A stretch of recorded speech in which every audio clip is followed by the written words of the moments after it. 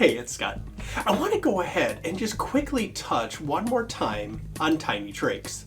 And why this is a big deal is not only for patient care, but because in the last couple of years, I've also played expert witness in court on several malpractice cases, both involving kids and big people, that involve somebody whose trach fell out. And that's not the problem, because that happens. The problem was when they tried to put the trach back in. So with that in mind, if you think about it, if you get 911 paged to the VA because somebody's trach fell out, and they've had a trach for 42 years, you know what? They're gonna probably do just fine. The difference is if you're doing a trauma transfer, whereas somebody got emergently cracked, meaning they now have a fresh hole in their neck. Remember, these holes live to close.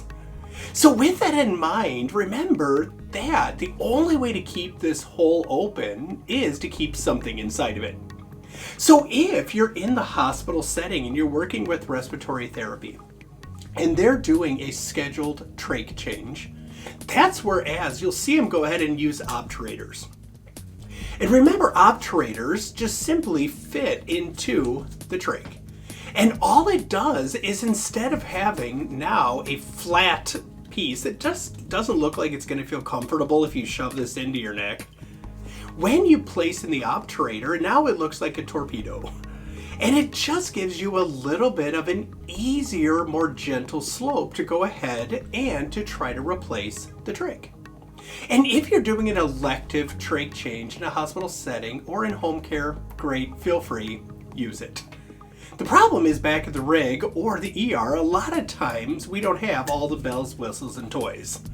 So with that, if you've got a little baby or if you've got an adult and their trach falls out, and you decide that they probably ought to have it put back in, do not just go ahead and blindly shove it back into their neck. And the rationale is, especially with a fresh cut in your neck. Remember, everything is swollen and bloody. And when you blindly shove it back in, it's way too easy for it to go into a false passage, which is a fancy way of saying it goes to the left or it goes to the right.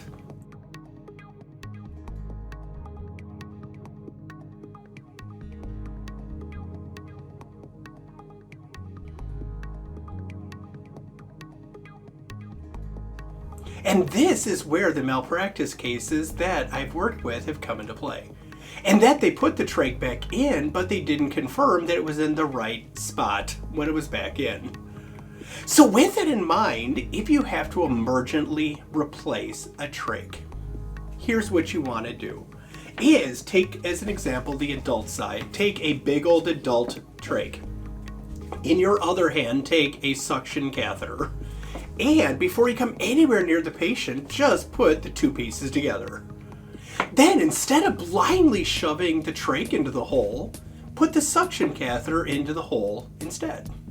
And what you'll find is that, number one, if it slides down very easily, you're probably in the right spot.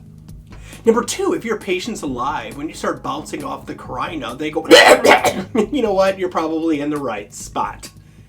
And then you can go ahead and use the suction catheter like a guide wire to thread it into the neck. And on your way out, just suck out the boogers. Same way applies when it comes to little kids. If you have a little kid who now is missing their trach, simply don't just shove it back in their neck.